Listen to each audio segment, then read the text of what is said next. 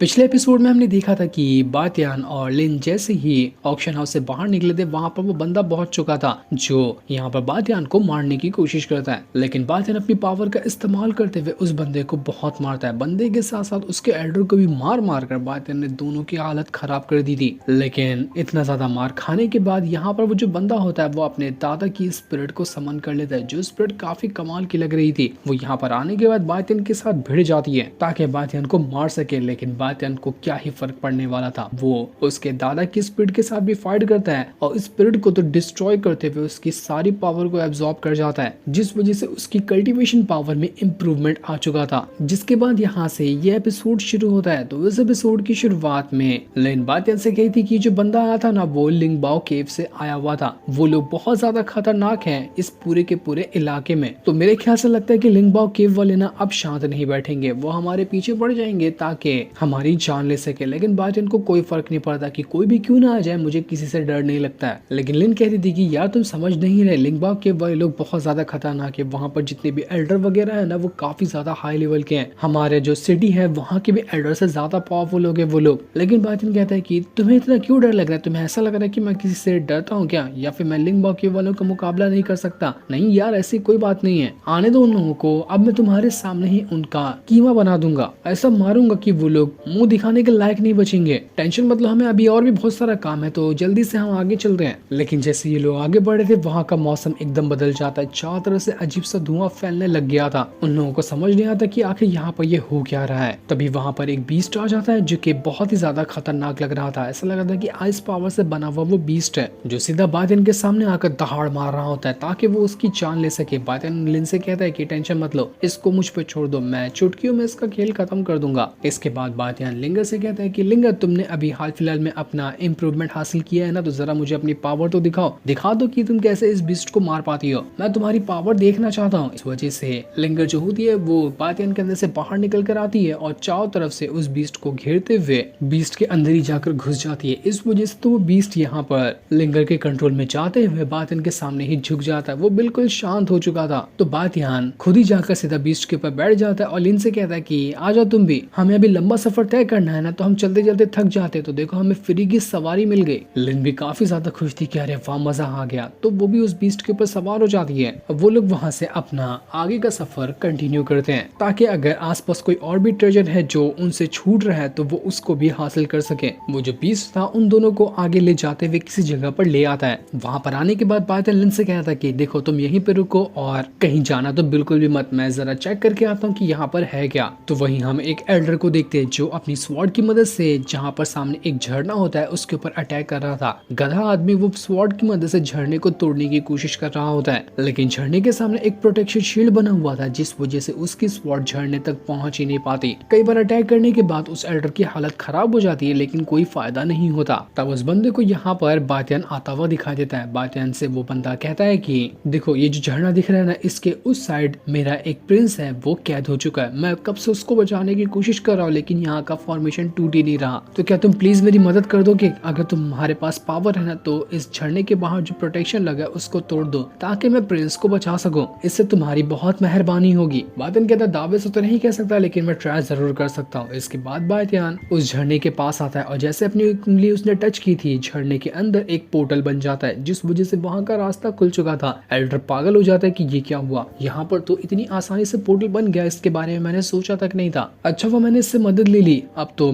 Prince बच जाएंगे। लेकिन जैसे वो पोर्टल के अंदर जाने वाला था पोर्टल उसको उड़ाकर दूर फेंक देता है, मानो कि से बातियान या फिर स्ट्रॉन्ग बंदे ही अंदर जा सकते हैं। बातियान जैसे ही झरने के अंदर आया था वो जगह बिल्कुल मिस्टीरियस जगह लग रही थी। वहां पर बहुत ज्यादा हाई लेवल के बीस्ट वगैरह थे जो कि बहुत ही ज्यादा खतरनाक लग रहे थे। तब बातियान को सामने एक थंडर सोल लोटस दिखाई देता है जो कि बहुत ज्यादा हाई लेवल का एक स्पिरिचुअल फ्लावर है। बातियान को यकीन नहीं होता कि यहाँ पर तो ऐसे ही थंडर सोल लोटस रखा हुआ है, बड़ी कमाल की चीज है ये। अगर किसी के पास भी ये फ्लावर आ जाए ना तो इसकी मदद से वो बहुत ज्यादा हाई लेवल का एक थंडर अटैक रेडी करके किसी की भी जान ले सकता है। तो इतने कमाल की चीज को ऐसे छोड़ देना सेंस नहीं बना था। मैं कैसे भी करके इस थंडर सोल लोटस को ले लूंगा क्योंकि ये कल्टीवेशन स्पीड बढ़ाने में भी अच्छी खासी मदद करती है, तो इन्हें ऐसे छोड़ना सेंस नहीं बना था। पर मैं इसको आसानी से लेने की कोशिश कर तो रहा हूँ लेकिन इसको लेना इतना ईजी नहीं होगा। यहाँ पर हर एक बीस्ट इसको प्रोटेक्ट कर रहा है। न जाने कितने ही बीस्ट है वो कितने ज्यादा खतरनाक है जो सभी इस लोटस को प्रोटेक्ट करने में लगे हुए हैं। हैं और वहीं पर वो जो प्रिंस भी मौजूद था जो यहाँ पर उसी लोटस को लेने के लिए आया हुआ था, लेकिन वो बीस्ट के बीच में ही फंस गया। सभी बीस्ट मिलकर उसके ऊपर अटैक कर रहे थे, इस वजह से ना ही वो लोटस ले पाया था ना ही अपनी जान बचा पा रहा था।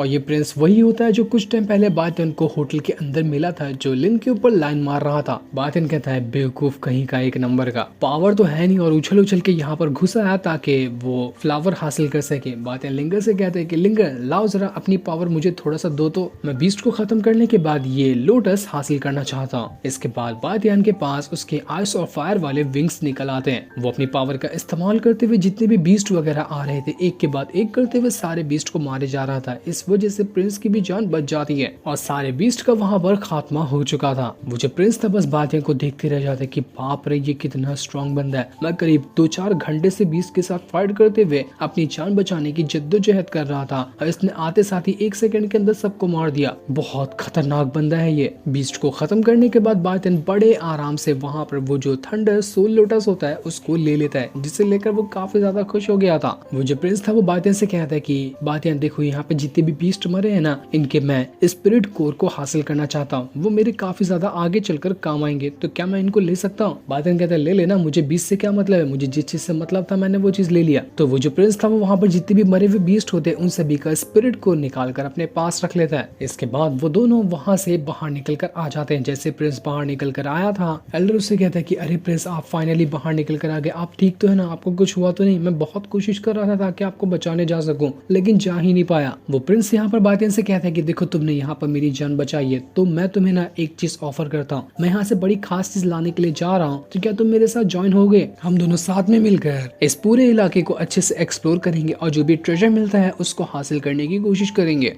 बातियन कहता है कि मैं जाना तो चाहता हूँ लेकिन अभी मैं थोड़ा सा थका हुआ, मुझे कुछ और भी जरूरी काम है तो मैं वो काम करने के लिए जा रहा हूँ। अगर तुम इंतजार कर सकते हो तो ठीक है, मैं 2-4 दिन के अंदर यहाँ पर रिटर्न आ जाऊंगा, तो उसके बाद हम यहाँ से जा सकते हैं एक साथ। इतना कहने के बाद बातियन वहाँ से जा चुका था। उसके जाने के बाद वो जो एल्डर होता है प्रिंस से कहता है कि प्रिंस आप यहाँ पर इतना ज्यादा रिक्वेस्ट क्यों कर रहे थे बातियन से कि उसको भी आपको सफर में ज्वाइन करना है? क्या वो इतनी बड़ी तोप चीज है क्या कि उसके बगैर हम यहाँ पर ये सफर पूरा ही नहीं कर सकते? वो प्रिंस कहता है कि हाँ बिल्कुल तुमने सही कहा, वो बहुत बड़ी तोप चीज है, बहुत ज्यादा एक्सट्रीमली टैलेंटेड है, जिसकी पावर मैंने पहली बार आज देखी। मैं मॉन्स्टर से उस टाइम मर ही जाता लेकिन उसने मेरी जान बचा ली। तो ऐसा बंदा साथ में हो तो हमें देरी नहीं लगेगी पूरा का पूरा ये इलाका अच्छे से छान मारकर सारी अच्छी चीजें लेने के लिए। तो वही लिन जो होती है वो उसी बीस्ट के ऊपर सर रखकर वहाँ पर सो रही थी। वो जैसे बातियन को देखती है खुश हो जाती है कि अरे बातियन तुम आ गए, बहुत अच्छा हुआ। क्या करने गए थे तुम वहाँ पर और क्या तुम्हें वहाँ पर जाने के बाद कुछ मिला क्या, या फिर ऐसे ही हमारा वहाँ पर आना वेस्ट हो गया? बातियन कहता है कि अरे नहीं नहीं, देखो मुझे ना यहाँ पर ये थंडर सोल लोटस मिला है जो कि बहुत ज्यादा कमाल की चीज है। मैं नहीं सोचा था कि यहाँ पर इतनी अच्छी चीज होगी जो मुझे इतनी आसानी से मिल गई। मैंने उस प्रिंस की मदद की, उसकी जान बचाई, तो उसके बदले मुझे यहाँ पर आसानी से ये लोटस मिल गया और उस प्रिंस को